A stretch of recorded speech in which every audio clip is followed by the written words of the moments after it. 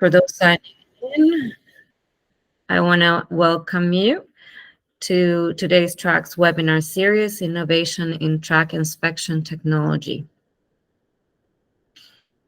We are here today because we want to push forward the platform in which we discuss important topics in our industry. Today, it's Innovation in Track Inspection Technology. And before we start with our speakers, we want to talk about some upcoming events that you may very well be interested in. TRACCS Rail Day 2024 is going to be held on June 18, 19, and 20. And the registration is now open on our website. There are a lot of questions that we've received, so we encourage you to look at the notes and the frequently asked questions regarding the member discount, the details of the booths. There's the exhibitor's agreement with all the details. So please, before you go eagerly to purchase a booth, make sure that you know and understand all the terms and conditions. Everything is posted online, and you're welcome to ask us any questions. I will also host an info session in the coming weeks. So for further details, stay tuned. Our membership renewal for 2024 is also online. So if you already know that you want to continue being a member or join in the membership, you can go to our website and join TRACCS and complete your information so that we can invoice you appropriately for the coming year. This will come with the benefit of a $750 discount on the booths at TRACCS Rail Day. So again, if you're interested in participating, that's a huge bonus that you may want to consider. We also have, as I said, in late November, we'll host an info session for Rail Day. We also are here promoting the Metrolinx and OnExpress Encore Vendor Day in 2023, which is not far from now. It's going to be on Tuesday, December the 5th from 8 a.m. to 4:30 p.m. at the Sheraton Center Hotel. The information will be distributed through our newsletter, and you will have the links to find out more about it and to also sign up if that's something that you and your company are interested in. Sorry. Upcoming webinars. We are already working on a webinar for fire regulations. So anyone who is invested in the building and maintaining, we are going to have a conversation about fire.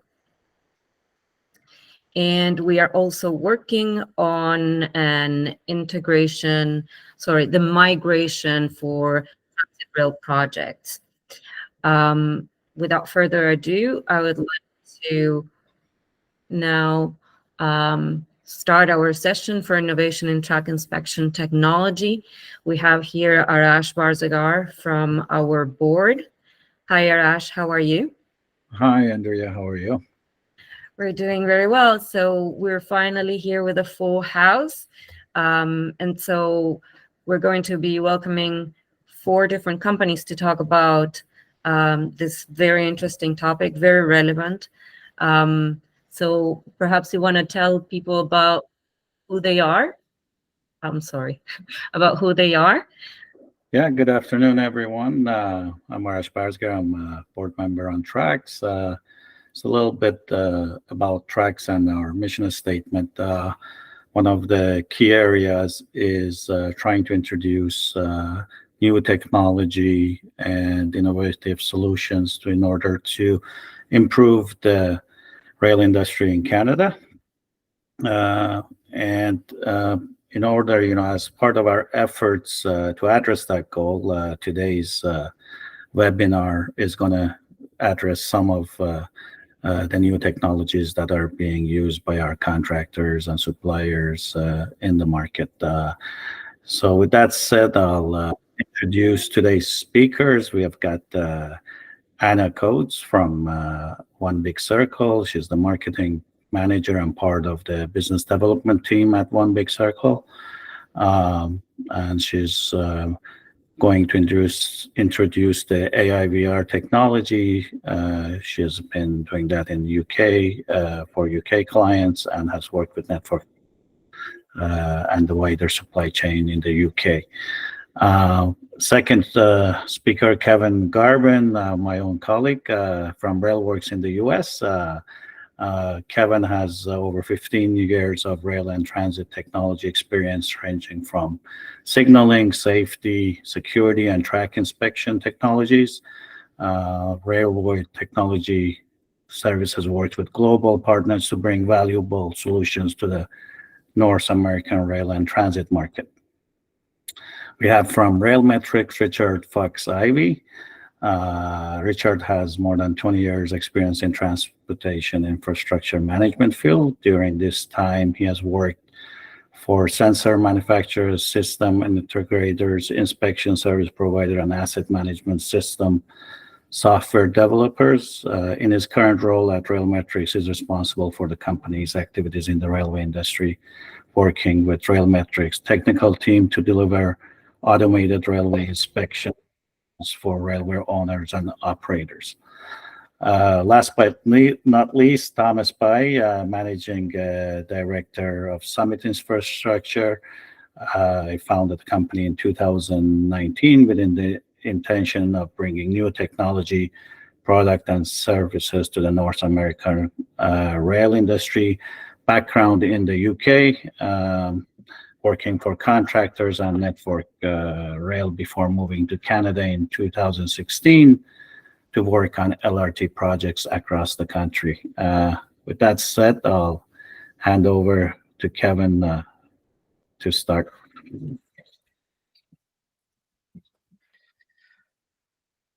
Yeah, thanks, Arash. Thanks, Andrea. If you could advance the slide there. So I'm with obviously RailWorks, PNR RailWorks in Canada. We thought about a presentation that we could do today, and this seemed to apply. We brought in, myself as well as obviously 3 other companies that I think are very valid, have very good experience in this field, and bring unique innovation to track inspection technology. And as we're going through these technologies, obviously we're not going to cover everything, right? There's other things out there, but we wanted to show kind of, what's available, what's relevant today. These aren't development projects, right? These are products and technologies and services that you can purchase today. They're very relatively available. I would ask you to think about, if you're looking at track inspection technology, what's the issue you're trying to solve, right? Are you just trying to gain more knowledge? Are you trying to address a specific issue? Is it a ballast issue, a rail issue, a wayside component issue, some other asset? Are you trying to increase safety in some way? And one of the newer things that's coming out about is, the term less boots on ballast, right? So is this type of technology where you could spend less time on the track, I think is a big part of what these technologies bring to the field. So you have to weigh out, what are you trying to do? What's your time frame? Is it urgent? Is it a frequency? Is it a certain amount of time per year? Is it a certain amount of time for trains passed? And when you're looking at these technologies, talking about different companies, what's your experience and expertise? Do you have experience with just one customer? Is it multiple customers? Is it a new technology? And how much risk you as an end user are going to take on by, partnering with a company? So obviously everybody on the phone today has a ton of experience and the expertise to help you out, but there's other things out there, right? It could be a smaller company that think they can do it and maybe they can't. Obviously always with good intentions, but make sure you do kind of your homework about who you're working with. And then CapEx versus OpEx. So a lot of these times it could be a large capital expenditure if you're set up to work that way, or it could be something we don't need all the time. It could just be a service. We don't want to have the overhead of managing it and things like that. So with that, I'll get a little bit more into RailWorks. Obviously, if you don't know the RailWorks name, we'd be happy to introduce you to you. We are across all of North America. We have 50 plus locations. We are usually hand in hand with most of our customers where we have a site office where you are. We work all over the place. We have 3,500 employees. And we're on the path to continue to grow so that we can aid our customers, right? in more efficient ways. So if we go to the next slide, talking a little bit what RailWorks Technical Services is, this is bringing that experience, right? We see that, we have the experts within RailWorks. We're looking to partner that with technologies that can help our customers solve problems. I personally am a problem solver. First, I'm not much of a salesperson, to be honest. I like technology, and this stuff kind of gets me excited, if I'm honest. So with that, I'll kind of go through this. Our technology supply is a little bit more overarching, kind of a little blend of everything because we are kind of big. But with that, I want to introduce some of the things that we have there. If we can go to the next slide. So this is our standard track inspection, right? This is where we're sending somebody out. We as being, anybody, right? Doing our paper track inspection. This still exists very heavily, especially in the freight and industrial space, for track inspections. A lot of things are still required to do manually, right? Testing the movement of a switch and things like that. So this is kind of where we start. Where do we go from there? So if we move to the next slide, we have what we call RailWorks Insight. This is something for customers that are looking for that next step, right? They want to have the data. They don't want to be reviewing paper reports. So this gives us the ability to use our product. We actually built in-house to make our lives easier and make our estimators' lives easier by typing in the data manually, right? So we have all the pre-filled out forms. It's all drop-down menus, very easy to use for a track inspector to do that track inspection report. And if you go to the next slide, we talk a little bit more about the dashboard side of this. So this all goes back to a management interface where the office manager, the field maintainer can use this to see, how much it's going to cost, how long is it going to take, where are our problem spots, where do we need to go and see those highlighted areas to manage how we're going to repair the system. So this is like a big step above. We can also do multiple sites. So if we have customers out there, say an industrial customer who has 6 different sites, we can show them a roll up of all that information in one interface and one report. We also have the ability to do custom reporting out of there. So on the US side, maybe in Transport Canada, you have a very specific amount of information you need to give them, and maybe you don't want to give them any more. But you can do a custom report beyond that of like suggested repairs, right? And things that we may want to look at in the future. So making the best use of your time for, you've paid for that inspection, right? Moving beyond that, we obviously have automated geometry trucks that we can send out throughout North America. We have a fleet of these vehicles. This is a contact-based track geometry system that we use. We have our high rail vehicles, a very portable system. We travel all over North America. We have big customers like BNSF, and we have smaller customers that are just an industrial customer. Maybe they want us to do a yard inspection. We also do track geometry at some of our metropolitan customers, for your transit type of systems. Moving past that. So we also do, internally, we call it absolute track geometry. I think there's a few different terms from it from what I can understand. This is usually when we're doing a track rehab or a new track install, and the tolerances are very, very, very tight. We have experienced people to go out and, set the information up for tamping services and things like that. Moving to the next slide. So LiDAR scanning, this is something we do. There's quite a few companies out there that do these kind of things. And I think that most people are probably going to be familiar with the term LiDAR. Maybe you don't know what to do with it, right? And I would say that, partnering with somebody with experience in this type of system is very key. And I would say, when I say experience, I mean railroad experience, right? There's lots of LiDAR companies out there doing lots of different things, and it's very useful. But, I don't know about you guys, but I find rail to be a very specific environment. We have a very different use case than many other systems out there. But it's definitely something that's readily available today. There's many vendors providing services for this. In some cases, it can be a system that's mounted on a revenue vehicle going down the track. Sometimes it's a cart-based system. And, it really helps with like measurements and things like that. A lot of times it's used for pre and post project work, right? So before we go in there, what does it look like? And then the opposite on the once the project's done, right? And building your as-builts out and things like that. And then rail flaw detection, again, something that's, seems crazy high tech. It's very readily available today. There are several companies that offer this to do, your rail flaw detection. So kind of scanning inside the rail to look for those defects, to look for, whether it's rotting away from the inside or a bad manufacturing process, things like that. This can also be used for, inspecting your track weld joints and things like that. A lot of things that you can't see from the outside and you see from the inside. The big concern here is usually like, higher speed systems or systems that see tons and tons of rail traffic. We're not so concerned about doing something like this in a yard or low speed conditions, but in areas where it's absolutely critical that you can't have a failure, because most of the time when a track's going to break, it's not going to break on its own. It's going to break when a train's underneath it. And a system like this can help detect where those failures are and kind of get ahead of them. Next slide. Ground penetrating radar. This is one we talk about a little bit. I wouldn't say that honestly that we're experts on it, but there are companies out there. I would be careful about who you partner with and the experience that they have with rail with ground penetrating radar. Again, it's unique. There are companies out there doing this, but they have the type of systems that honestly, the rails are the thing to get in the way, right? Looking at the picture there, you need to be able to look outside in between the rails. You need a company that can analyze the data that goes beyond that. I know of a couple that can do these kinds of things, and the experience of how to read that data is really key to make sure that, if there's foul ballast well below the track, if you have open pockets. We have a lot of customers who have water underneath the tracks that keeps getting eroded. How can they figure out where exactly that is and how to solve those pockets and things like that? Obviously, a company like RailWorks, we can come in and fix the issue, but detecting it with ground penetrating radar is very useful in some cases. It's a little niche, obviously, very specific scenarios, but it is something that there are companies out there doing using GPR for rail. Next slide. I think that's it from me. So I'm sure we'll have time for questions at the end, unless, Andrew, you have something for me now. We have not received any questions at this moment. Oh, there we go. Balaji Golepali is asking, how frequently does rail inspection need to be performed?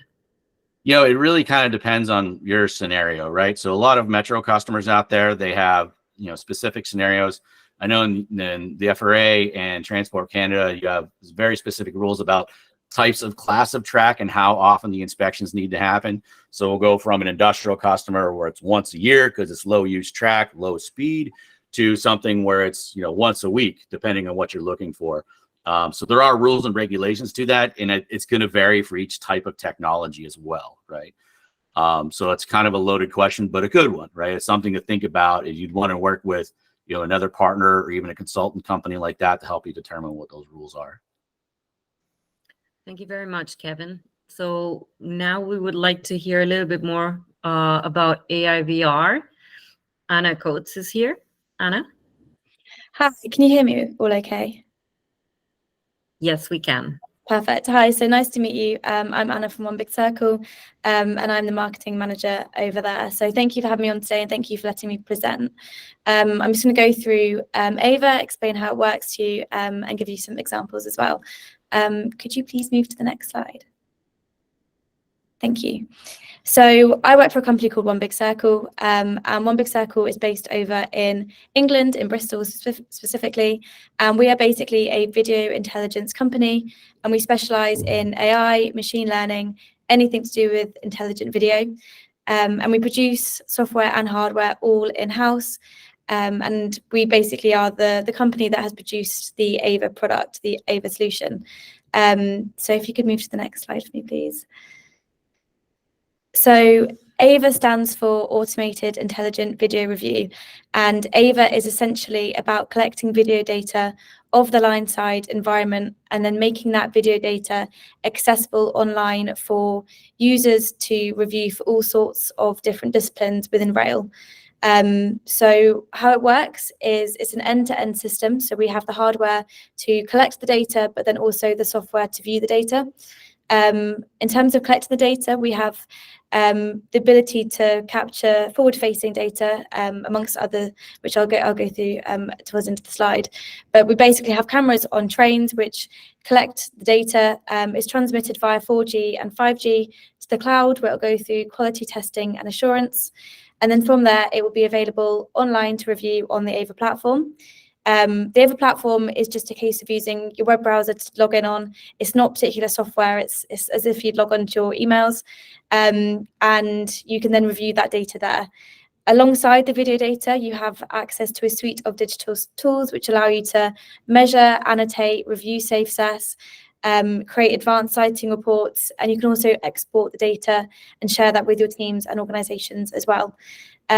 We've also, with the devices, they have GPS connected to them so that when they are collecting the video data, we always know where that video is and where that location is. So you'll be able to find the location whilst you're on the platform as well. Could you please move to the next slide? Thank you.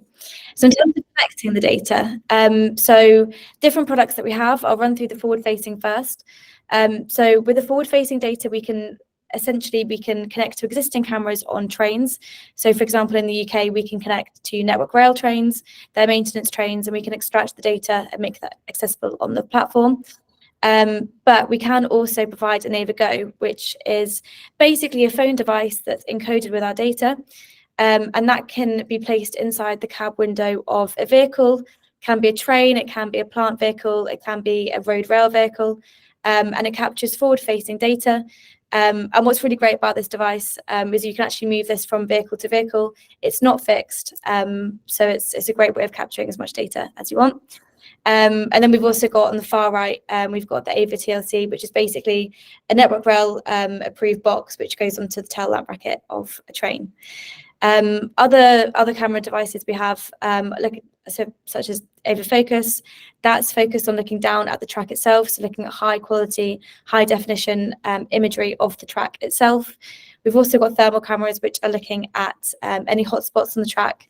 And we've also got overhead line equipment as well, so that's looking at pantograph and overhead line. So yeah, that's the data capture.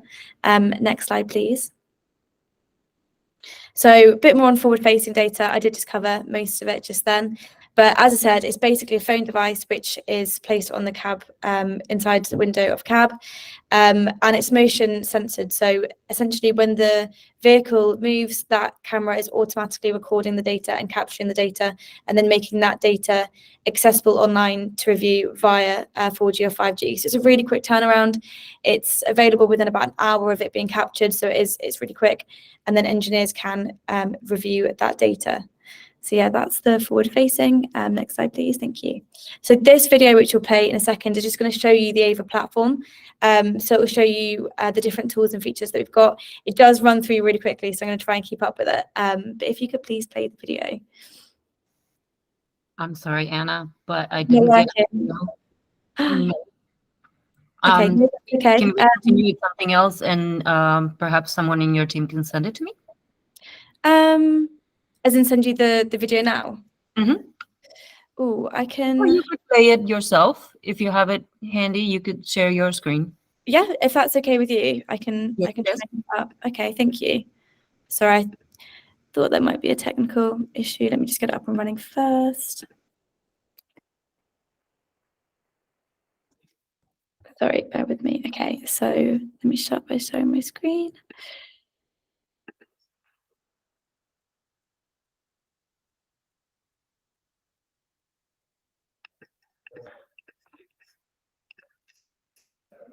Can you see my screen okay?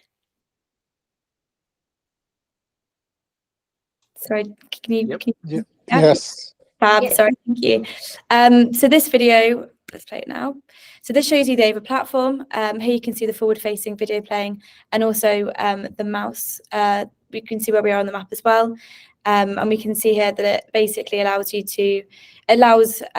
all rail disciplines to be able to use the data. So whether it's for track and maintenance, electrical and power, signalling, telecoms, plant planning, there's all sorts of different use cases for the Ava technology. The next slide is just going to show you the tools. So we've got measurement, annotation, analytics, sighting reports, export the data. So this is the annotation tool. And the annotation tool is really useful for basically highlighting anything of importance on the track, whether it's a hazard or an asset. Again, lots of different use cases. And then the measurement tool, you can basically measure on the forward-facing data to measure an asset or a SafeSS there you go, it's just the playing through there. And you can also search by location. So you can search by ELR, mile and chain, or line referencing, stations, assets, different ways to make sure it's easy for you to find the right data at the particular location as well. And then history as well. We store all the history on Ava, so it doesn't override, but it's really useful for predictive maintenance or basically looking at seasonal planning, so you can actually see what an area looks like maybe now compared to last year. So that's it. Sorry, I went through really quickly. I'll stop sharing my screen now. Thank you for letting me do that. Certainly. So if you just give me a second, I will be able to go back to our presentation. Can anyone confirm if you can see my screen? Yes. Yes. You can. Perfect. Okay. Okay, next slide, please. So just going to run through the other slides. So within the UK, we have captured over 1 million miles of data, and that data is now accessible to over 6,500 users. Majority of that is Network Rail. They are our biggest client in the UK, but that is also accessible to their supply chain as well. So the companies that are actually helping Network Rail and providing a lot of the maintenance upgrades and everything. So really, really widespread use within the UK. Next slide, please. This is just a brief overview of the capabilities that Ava has. So this is basically a range of the products, the capabilities that we have within the product. So for example, site safety and planning, hotspot detection, signal sighting, vegetation management. Those are the different kind of key core capabilities that we have. Next slide, please. And then the benefits of Ava. So the main benefit of Ava that we're really proud to say is that each hour spent on Ava by a user, it's estimated that they save 8 hours of visiting sites. So that includes traveling and planning.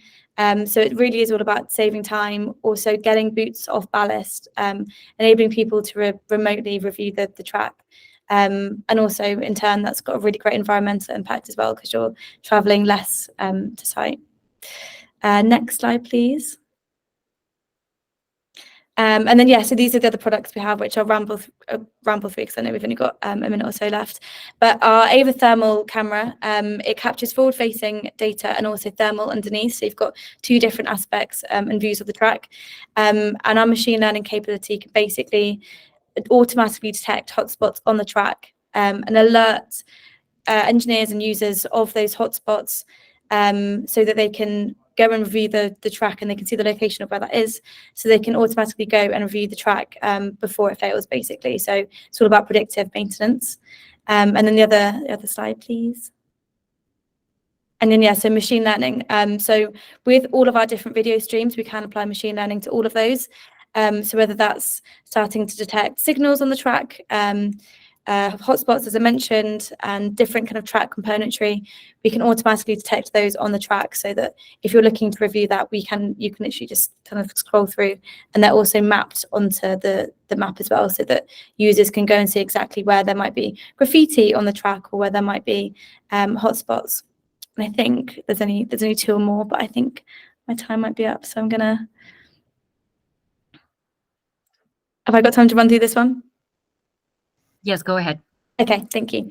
So yeah, I mentioned Ava Focus briefly earlier, but essentially these are cameras on the train that are looking down at the track, so looking at conductor rail, looking at switches and crossings or plain line, and essentially it captures really high quality images of the track. Even when it's going up to about 100 miles an hour, it's really impressive.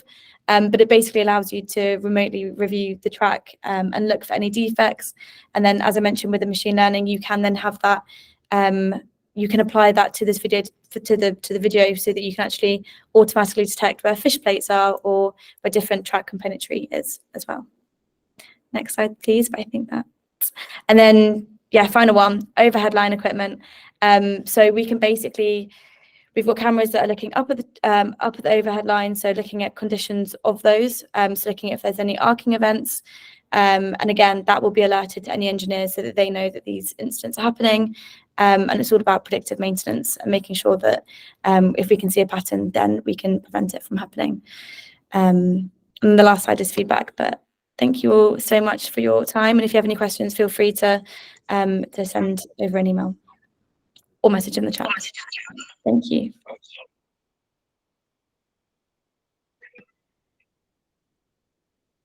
We have a question from Gordon Webster from the TTC. He's asking, does the video have the resolution to measure track geometry or rail wear? If it can measure track geometry, what properties? So we can integrate with, there's a company in the UK that we integrate with that gives us track geometry. I don't have that information at the moment, but if you would send an email, I'll put my email in the chat. I can answer any questions to do with that. We will be sharing everyone's contact, so you can reach out to them, and you will have that in your email after the session as well. There's another question here. Are you using line scan camera or field view? So the line scanning camera is the AVFocus. So that is basically scanning a pixel per second. But I don't know what you mean by field view, sorry. And speed restriction with the forward facing, there's no speed restrictions, but as you can imagine, the faster the train's going, the lower quality you are going to get. But there is no restriction with that. Okay, so you've answered Alexis' question already. Thank you so much. So thank you, Anna. If you have any more questions, we will have a Q&A section at the end. So now we're gonna be hearing from Richard. Richard, Fox-Ivey. Okay, great. Can you hear me okay? Yes, we can. Okay, terrific. I'm sorry, I would normally have the webcam on, but for whatever reason, the webcam decided not to work this morning. So here we are. You can imagine what I look like, a little bit like James Bond in a tuxedo. That's what you should have in your mind. Next slide, please. Next, yeah, great. So a little background on Railmetrics. We're a Canadian company based in Quebec City. As a company, we're basically a sensor manufacturer. We build our own 3D scanning sensors, and we develop our own AI for inspecting the data from those sensors. And our technology is used around the world for a variety of different transportation infrastructure, including rails and tunnels, but also runways and roads. We were founded in 2009. We're actually a spin-off of Canada's National Optics Institute, INO, and now we're part of Previan, formerly known as Edify. Next one. So here's sort of the obligatory slide with pretty pictures showing you different applications of the technology. So you can see a variety of different types of transportation infrastructure here, and actually a variety of different types of data. This is a multifunctional sensor which captures both the 2D image of the surface as well as a 3D point cloud simultaneously. And that has some advantages that I'm going to talk about as we move forward. Next slide. This is not our first rodeo. We've delivered a lot of systems to a lot of customers around the world. So it's a widely used technology, well proven, in lots of different challenging environments, whether you're talking about here in Canada, where we have quite a range from cold to hot, as well as places like India, where you generally have just a lot of hot. Next slide. Few of our customers here on this slide here, to give you a sense of who we're working with in the railway space. Some notable ones maybe to point out would be CSX, Amtrak. We're also working with Transport Canada, Federal Railroad Administration, and you can see a variety of other clients there as well. Next slide. Okay, so as I mentioned before, this technology captures a 2D image of the track surface as well as a 3D point cloud simultaneously. It's actually not LiDAR. Some people are probably thinking that right now when they see a point cloud. It's a little bit like a microscope, whereas LiDAR would be a little bit more like a wide angle camera. So we focus on a small area of inspection like you see in the scan here, with a much higher resolution and much higher accuracy. It's about 100 times the point density of LiDAR, and it's about 10 times the vertical resolution accuracy of LiDAR. So it's really well suited to high detailed inspection tasks, as opposed to, let's say you want to scan a farmer's field and you have to mount something in a plane. Well, LiDAR would be a better choice in that case. So the fact that it captures 2D images and 3D laser scans is useful in that we're feeding both of those types of information to the AI simultaneously. So not only do we have an idea of what the thing looks like, but we have the dimensions. And that can be useful, for example, if you're trying to inspect something like a crack. Well, you might see something in an image, in a line scan image that looks like a crack. Okay, it's black and it's got a certain shape, but maybe it doesn't actually have any depth. And that might be your hint that, okay, this is actually not a crack, it's some kind of feature on the surface of some grease or some contamination. The system is multifunctional. It can be used to inspect the condition of and inventory pretty much everything that you see in this 3D point cloud scan here. So your ties or sleepers, your clips, your rails, your ballast, spikes, plates, anchors, you name it. It can handle low speed, high speed. There really isn't a limit in terms of the speed. This is a system that's triggered on a distance basis. So if you want to exceed, let's say 120 kilometers per hour, instead of scanning every 2 millimeters, we set the system to scan every 3 millimeters. And then lastly, the data are analyzed using a deep neural network. Next slide. This is an example of the type of image that you get from the system. So instead of showing it as a 3D elevation colored point cloud, this is a 3D representation of the track. So you can see, you can do quite a nice virtual track walk. It's pretty similar to what you would see if you were boots on the ground walking along the track here. Next slide. In terms of mounting, there's, oops, you went to, yeah, perfect. In terms of mounting, there's no one particular mounting system. You can mount it on a high rail platform. You can mount it on a rail-bound platform. Could be on a loco, could be on a boxcar.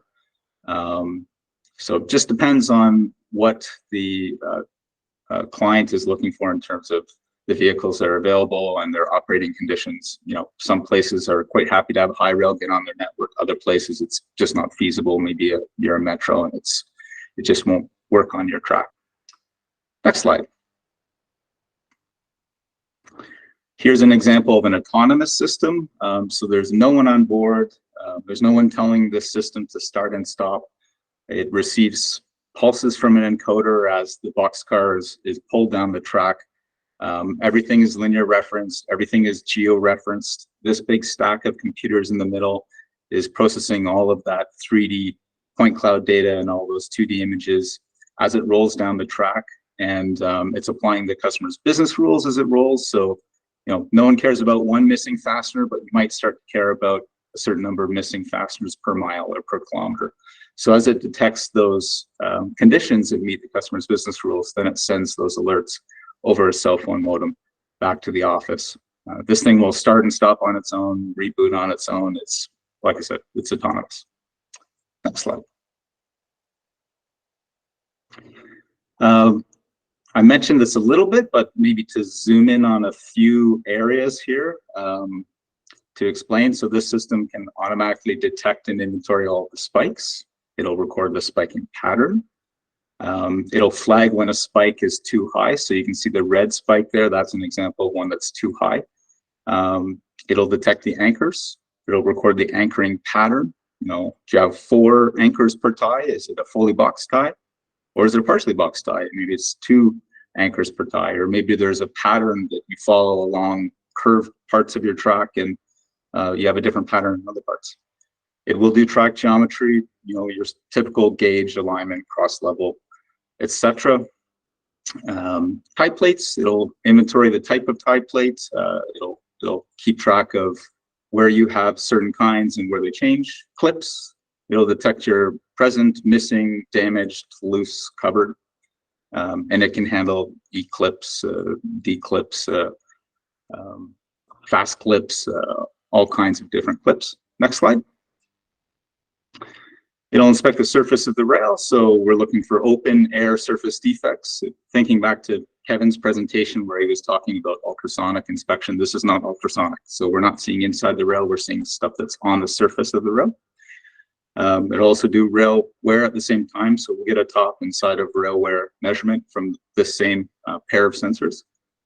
Joint bars, it'll detect the joint bars, measure the length, count the number of bolts, it'll measure the joint gap. Next slide.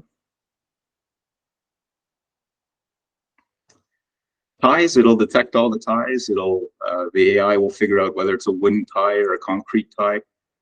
It'll detect the surface discontinuities on the tie, and it'll perform an overall tie grading. So every railway is a little bit different in terms of how they might grade the condition of a wooden tie or a concrete tie.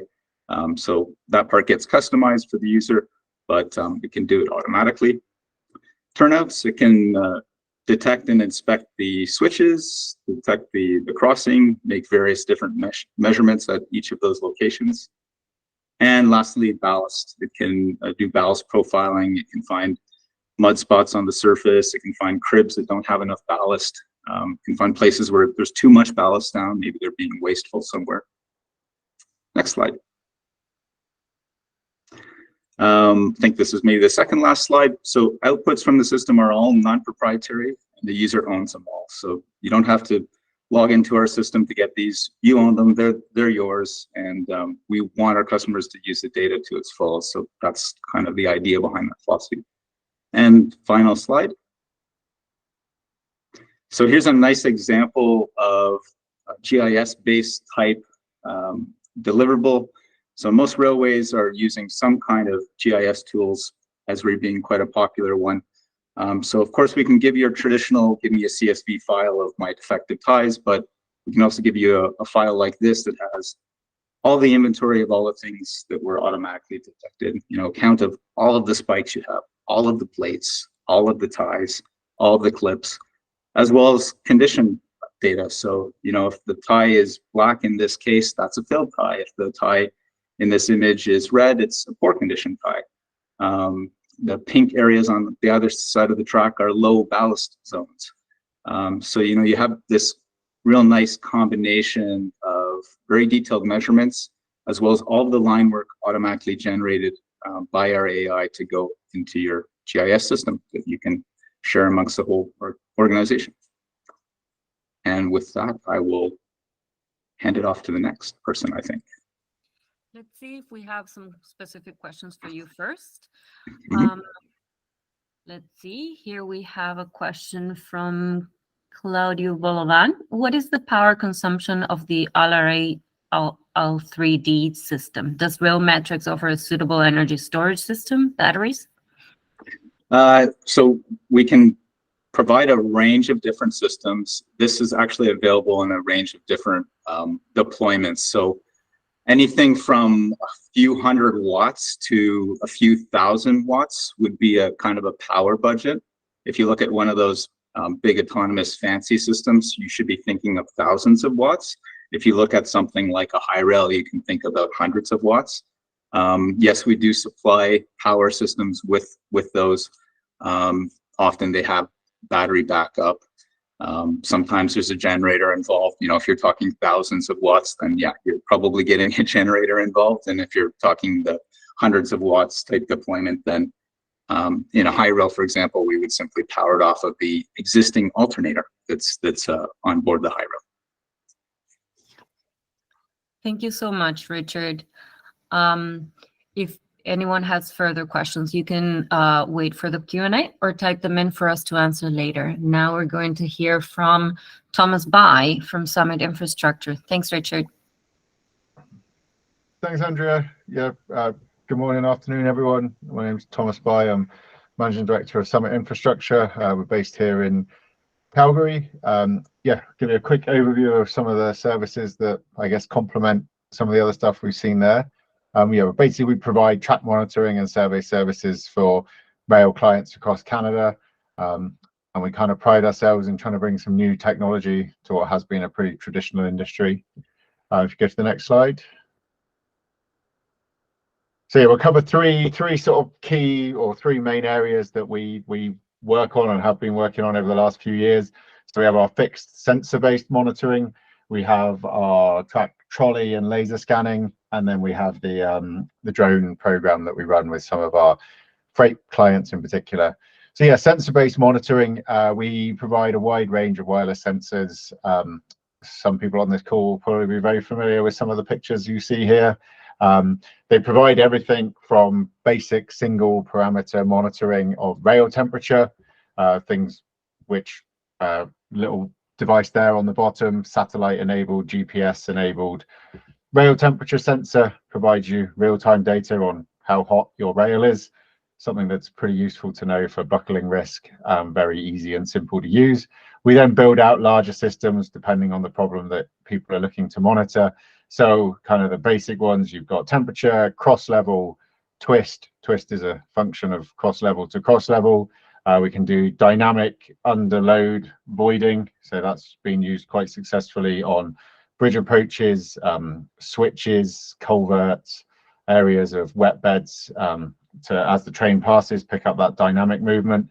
We do lateral track movement, so that would be a curve typically pushing out in the heat, pulling in the cold, used to inform speed restrictions for buckling risk. The one we've been testing, and I know we have a few potential customers on the call who are waiting for me to be able to send it to them, gauge spread under load.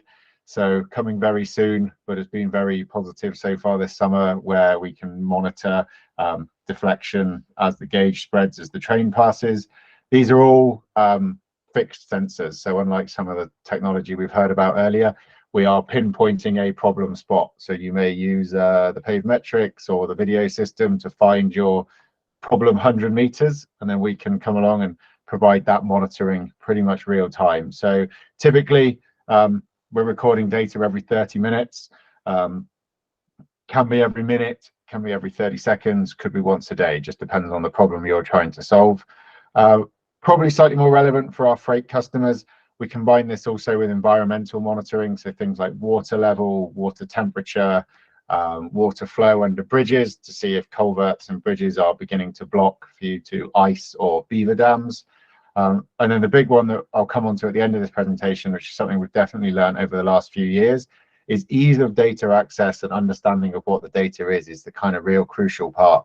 I know there's lots of people out there collecting lots of data, but we find, having 25 logins for 25 different bits of data means things get missed or the big picture isn't seen. So I'll cover that at the end.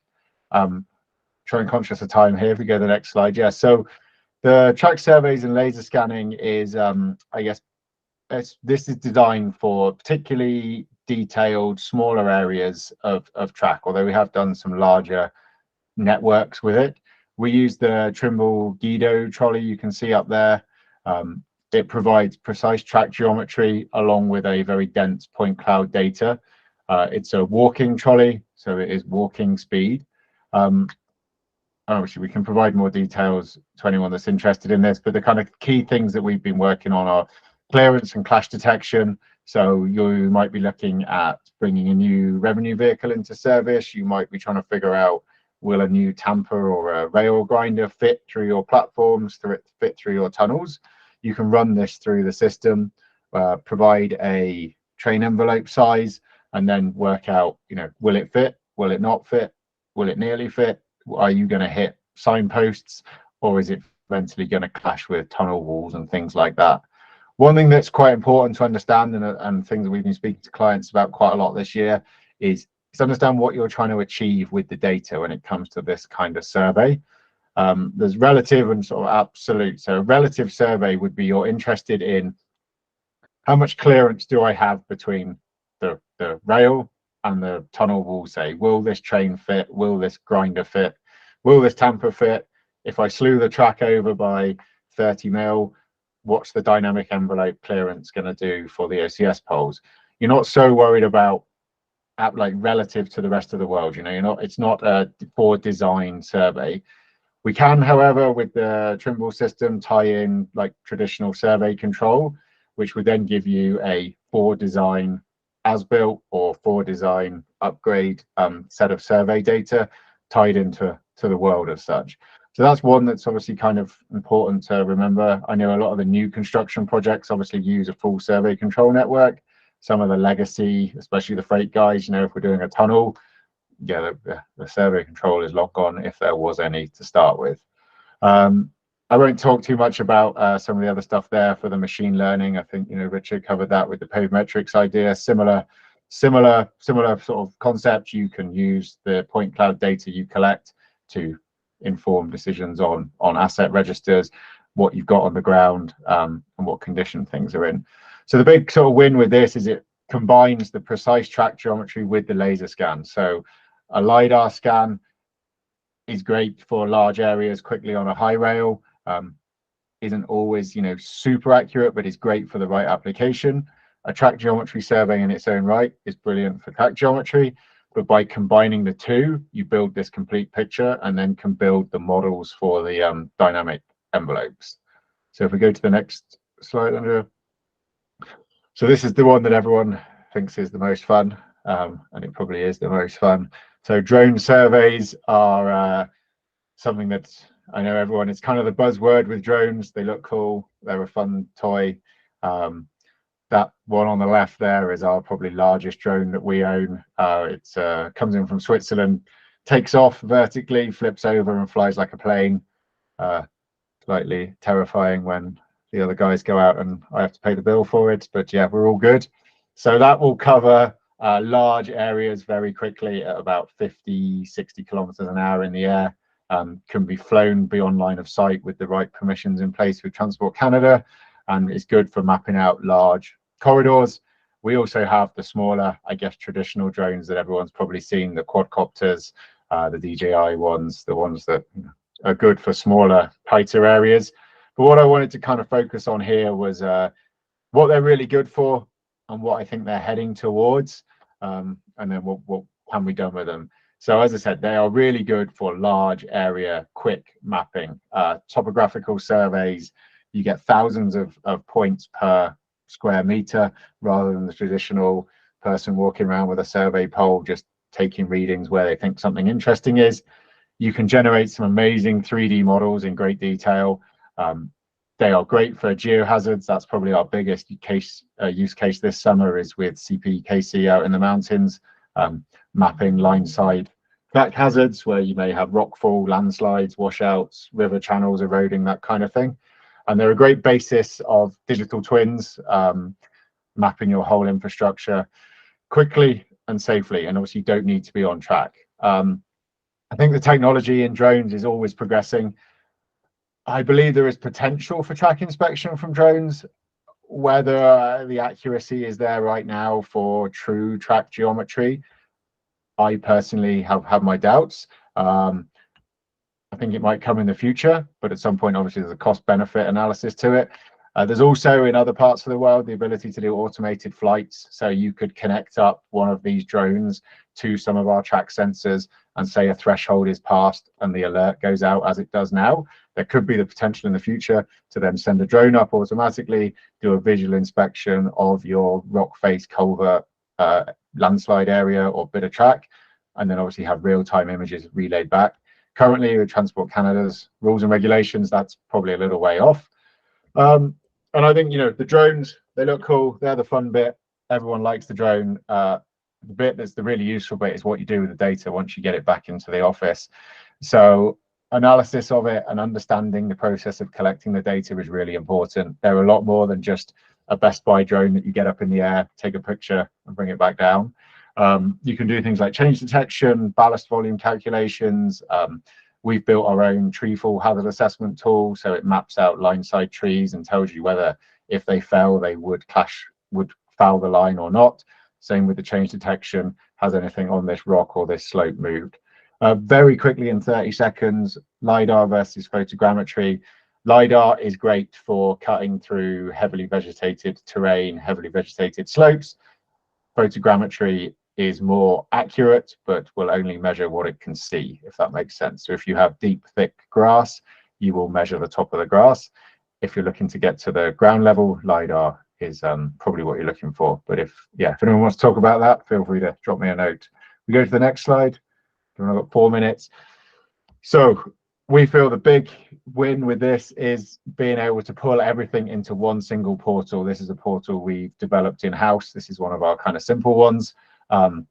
Users don't want a login for the drone data, a login for the change detection, a login for the track temperature, for the void meter, for the rail temperature and everything else. So what we've developed here is a ArcGIS platform, can be hosted either in the control room on a layer or just as a separate web link. And in this example here, we've got optical sensors measuring lateral movement on the left there. We have void sensors measuring vertical displacement under load. The graph at the bottom shows cross-level change from a live reading 12 hours ago and 24 hours ago. So you can see if you've started to get big movements in your cross-level. We have rail temperature there shown on the right, which is shown as both the current track temperature, the minimum and the maximum. And then also for those that have the records in place, the GPS can be used to locate onto a back-end system that when it knows where it is, will tell you how far above or below your neutral temperature that section of rail is. So being able to put all of this data into one portal, I think that's the real win for this technology. Saves all these multiple logins. You have one single source of alerts and information. And yeah, that in a very quick run through with 2 minutes spare is what we've been doing in regards to track inspection and trying to bring some new technology in. That was really good, Thomas, and thank you for speeding up. We still have a couple of minutes. I want to encourage anyone who has questions to ask them now. We will share everyone's contact with the audience so that you will be able to connect with them. These are their contact information pieces. So again, this will be shared by email. You don't need to take a screenshot or jot it down. You will have it in your email. Thomas, I have a question here from Mark Reimer. Sorry, I have one from Balaji. What's the range of the large area monitoring drone? The big orange drone would do about 10 kilometers, so in each direction. So you could cover in the right weather, probably 20 linear, out and back, 10 kilometers.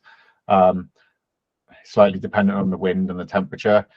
That would obviously need special permissions from Transport Canada, which we can and have done. It's called BVLOS, beyond visual line of sight.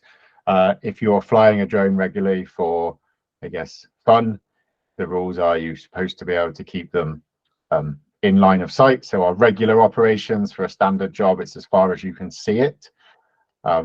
Everyone's interpretation of how far they can see it is slightly different, but yeah, big orange one you can see quite a long way away. A small little quadcopter covers less area.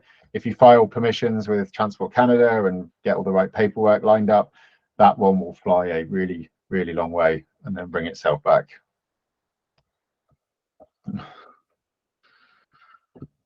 Very good. We have some more questions. Mark is asking, have you set up those systems with automated alerts for both rate of change and absolute limits? Yeah, we typically set up, so for like a line side construction project, we're normally looking at like cross level is obviously a big, if we just stick to that one as a simple one, cross level would be you can set them either to match the current cross. So when we install them, we do a manual survey, like a traditional track survey, install them, and you can set them to say +5 millimeters cross level, and you're monitoring change. So a 10 mil would be a +15 on the dashboard, or you can set them back to 0. So you say the client, the railway, the operator is happy that the system is safe or correct at the time, and we're worried about change from day of install. And then obviously it's like a +10 mil would be then shown as 10 mil on the portal. If that maybe answers the question. If not, feel free to drop us an email or give us a call. Fantastic. Mark's raising his hand. Mark, you can unmute yourself and continue the conversation if you want. No, that was a user error for emoticon. Fantastic. And then if you have another moment here, we have Cheryl Peralta's questions. Is the GPR only specific for ballasted track? Can it detect voids below an embedded track? I think that was from my presentation there. From what I understand, as long as there's not a lot of metal content in the way, it can detect further down. We could find out for you most of the time when you're using it on ballasted track, but again, metal content is the biggest problem, so I don't see why it wouldn't work on embedded track as well. Yeah, Kevin, it was Tom here. So we have looked at that ourselves, and the good. problem with the slab track is the read bar in the slab. Yeah, that makes a good point. Yeah, you just get a lot of noise. Well, I must say we just went over a couple of minutes, but this has been really informative, and I've received several messages thanking you and saying great presentation. We really do want to thank you for your time, your knowledge, and for preparing this. So again, thanks to everyone who participated. If you want to ask them any more questions, the information for all the speakers will be distributed to our guest list. And so you can connect with them directly. Did someone raise their hand? You can unmute yourself. Okay, so again, we want to thank you. And if you also want some more information from TRACCS upcoming projects, stay tuned, check our social media and our website. We have a lot of new developments for the upcoming Rail Day 2024. We will have a new technology showcase. We will have other social events that we can all partake. And we're really looking forward to serving a bigger community as we grow together to improve transit rail here in Canada. Thank you, Anna. Thank you, Kevin, Richard, and Thomas. And we'll see you soon. Thank you for your time. Thank Thanks you. very much. Yeah, great presentations and really enjoyed. Thanks, everybody. Have a good day. Take care. Thank you. Thanks, Andrea. Thanks, Harash. Bye. See you all soon. Bye. Stay tuned for more webinars coming up.